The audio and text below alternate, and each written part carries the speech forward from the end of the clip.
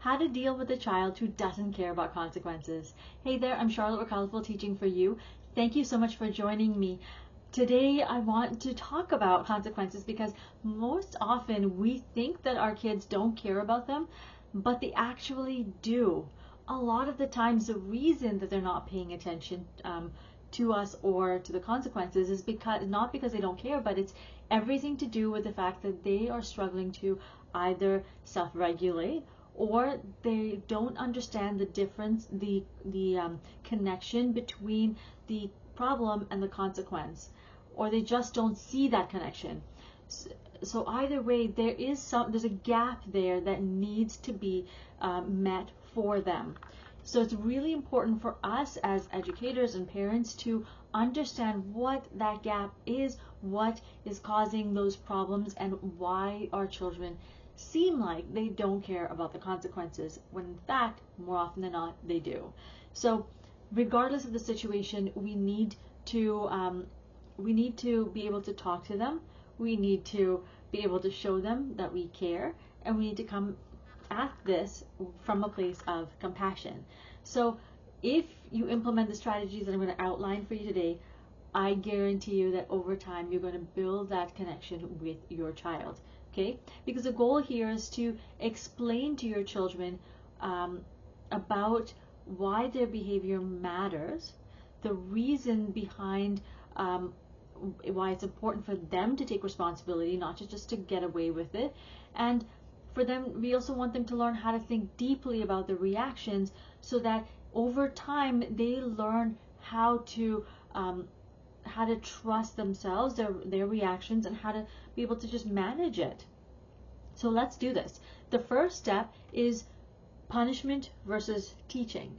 Okay, so more often than not, a lot of us as educators or even parents, we rush into punishment without thinking about the fact that we need to teach our kids about their behavior. So instead of just rushing to punishment, I want you to focus with your child on the issue, why the problem occurred, how your child can take responsibility for their actions. If there's a natural consequence, then go with the natural consequence. So for example, if your child, say, yelled at their teacher, then let that teacher provide them with the consequence and they have to deal with it. We're not going to, if you're a parent, you're not going to step in unless it's absolutely, ballistic. We're not going to be stepping in. We're going to let the teacher handle it. That's their natural consequence. If there is no natural consequence, but we're going to look then for a logical consequence. So that means this logical consequence has to match the problem. So if your child, say, was rude to another person, we're not just going to say, all right, you're going to have a timeout.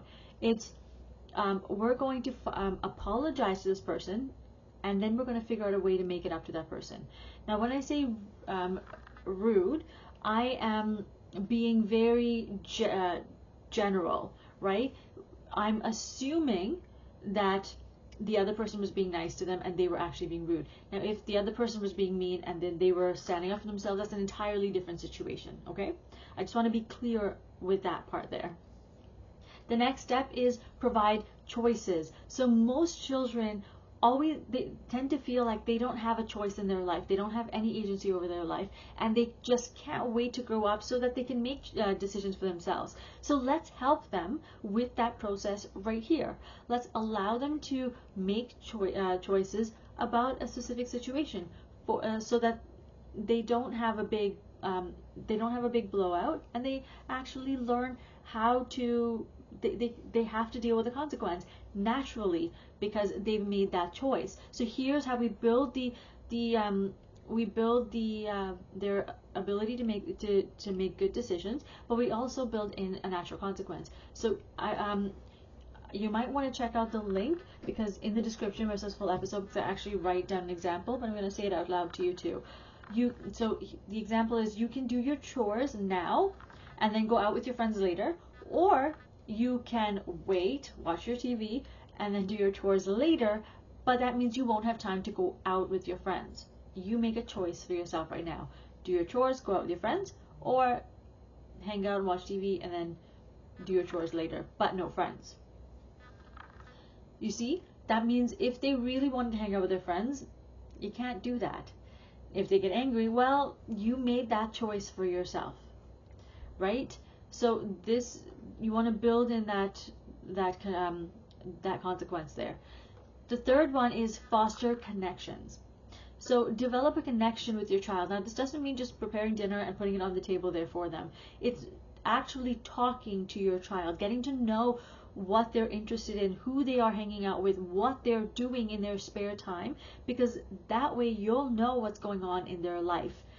Now, if your child doesn't want to talk right away, don't push them because you don't want them to just shut down, but be with them and talk to them and just listen to what they have to say when they're ready to open up to you. Okay, this is going to help strengthen your bond with them. It's going to help them emotionally regulate, and it's going to help you get to know them a bit better and gain some insight into their world. Okay.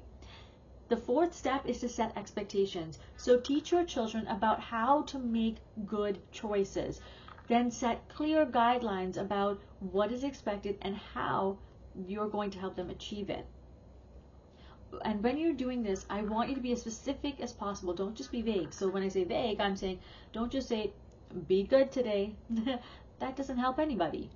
But if you say, let's say they're going out with their friends, and they're older, so we're going to assume they're older, and we're going to set the time for 10 p.m. So we're going to say you can go out with your friends, but you have to be home by 10 p.m. If you're not home by 10 p.m., I'm going to lock the doors. Now, if you cannot get home, if you don't have a way to get home, call me and I will come and get you, because again, you want to make sure that they know that you're in their corner. Okay, I wrote this this line down for you so that you know what to say in case you are ever in this situation. Okay, and most parents at some point will be in this situation, but these kinds of statements will help whether you're a parent or a teacher. I mean, I know your child is not going to be arriving at 10 p.m., but you could use these phrases for if they are, say, if you want specific behavior on the playground or anywhere, you can do, I expect this of you. And if this is not met, this is the consequence. But if you need help, I am here to help you, and this is how I will help you. It's always making sure that they know that you're still going to support them. It's not just going to be, you need to do this, this is the consequence. Because sometimes they might be trying and they might fail. Not fail, but it might just not work out. So they need help, and how are they going to get that help? Okay?